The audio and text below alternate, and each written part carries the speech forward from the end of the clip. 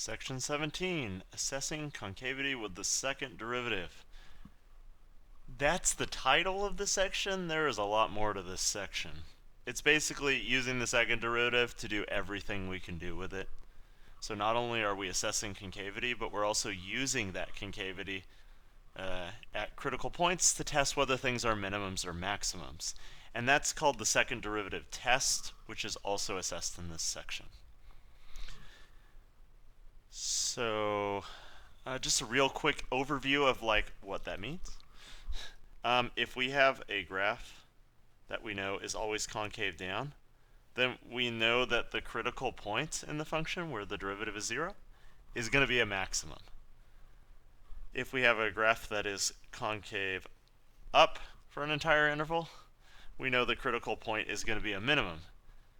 So all we do is we look at where the concavity changes. So in a graph like this, we switch from concave down here to concave up between here and here. And then we switch back to concave down and then back to concave up, and we finish concave up. So there are 3 inflection points where we switch concavity. These are inflection points.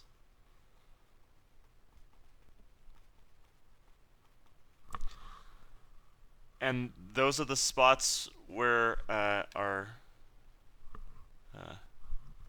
concavity is changing. So anyways, to continue with this, if we're concave down for this first interval, it means the critical point has to be a maximum. If we're concave up here, the critical point has to be a minimum. And so we're just going to be doing this algebraically instead of on a graph. Because it's easy to do this on a graph, it's more difficult to do it algebraically.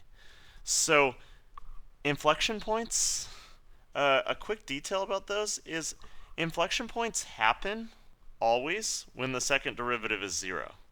However, not every time that the second derivative is 0, the second derivative is equal to 0.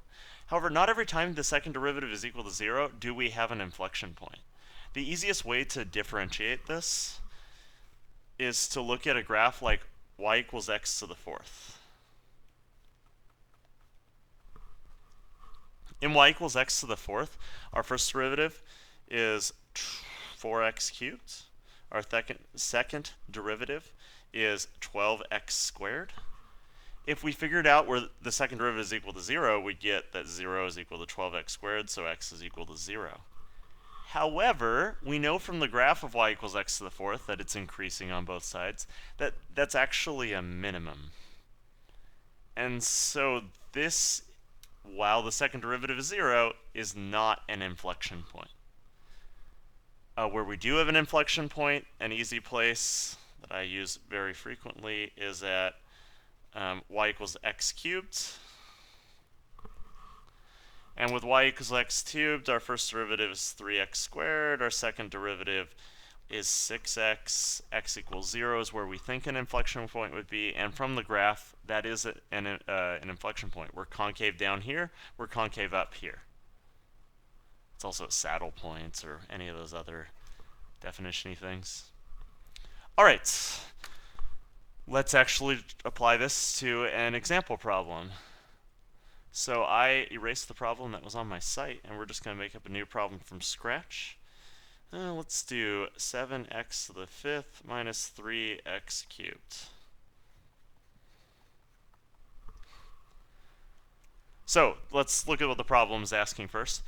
Use the second derivative test to find and identify the local maxima and minima. Okay, so I need to find maxima and minima, which means I need to find critical points.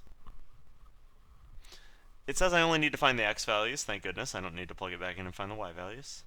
And determine the intervals in which the function is concave up or concave down.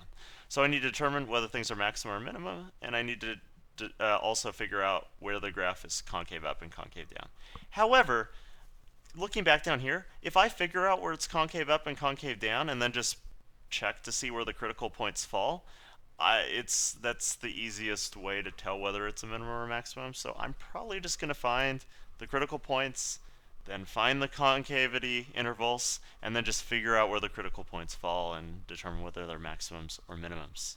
All right, first derivative is going to be 35x to the fourth minus 9x squared. Easy. Second derivative. Wait. Should I find the critical points first? Nah. Let's do a second derivative. Let's get our derivatives out of the way. 140x cubed minus 18x. Cool. So critical points is what I said I was going to find first. So let's figure out where this is equal to 0. 0 is equal to 35x to the fourth minus 9x squared. So I can add this over and I get where 9x squared, actually, instead of doing that, it'd probably be easier to just factor out an x squared out of both of these terms. And honestly, there are multiple right ways to do this. But yeah, let's factor out an x squared out of both these terms, and we get x squared times 35x squared minus 9. So one of our critical points is 0, just from the x squared. And the other one is going to be where this is equal to 0. So where 35x squared is equal to 9. So I divide by 35, and I get where x squared is equal to 9/35. So I get x is equal to plus root 9/35, and x is equal to minus root 9/35. It's horrible numbers, but it's easy to find them. All right, second derivative. Time to use this. These are just my critical points. Boom, boom, and boom. I'm going to have to figure out which ones of these are maximums and minimums, but that's going to come after I determine the intervals of concavity, which is what I use the second derivative for. All right.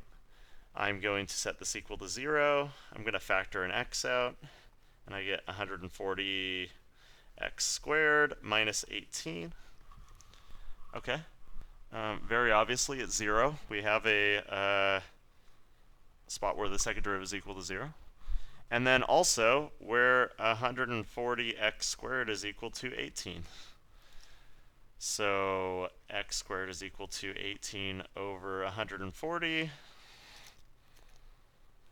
And so x is equal to plus or minus, well, I'll write the two different ones. Root 18 over 140 and negative root 18 over 140.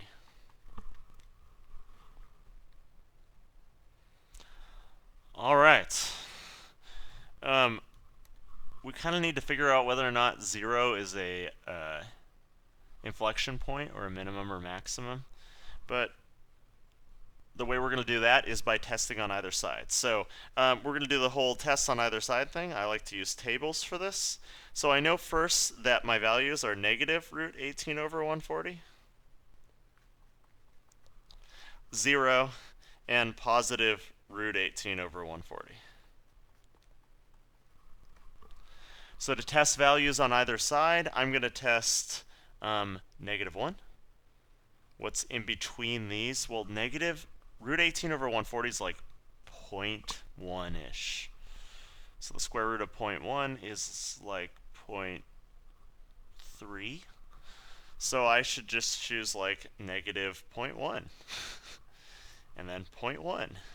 And then 1 over on the last side here. And I'm just testing these in the second derivative to see whether or not we're increasing or decreasing. So if I plug negative 1 into the second derivative, I get negative 1 times 140 minus 18, which is negative. All we're doing is positive negative checking. If I get negative 0.1, I plug that in, I get negative 0.1 times negative 0.1 squared would be 0.01, so this would be 1.4 minus 18, so this would be a negative times a negative, a positive value out of this. So we know that this is an inflection point because it switches from negative to positive concavity. Or concave up to concave down, or down to up rather. All right, if we plug in positive 0.1, we're going to have a positive out here. When we multiply this by 0.1 squared, it's going to be 1.4 minus 18. That's a negative term. Okay, that 0 is an inflection point. So this guy is not a max or a min, because we just identified that it is indeed an inflection point and concavity is changing there. And lastly, if we plug in 1 into this, we get 1 times 140 minus 18 is positive. So it actually switches at every single one of these. So if I had to write the intervals where it's negative, I'd write it from negative infinity to negative root 18 over 140. That's one interval where it's negative. So concave down, rather. And the other interval where it's concave down is in between these two. So from 0 to root 18 over 140. It's everywhere the second derivative was negative, and I check that by using my test values. So these are the concave down. Concave up would be the other two, so from negative root 18 over 140 to 0, and from root 18 over 140 to infinity. It's concave up.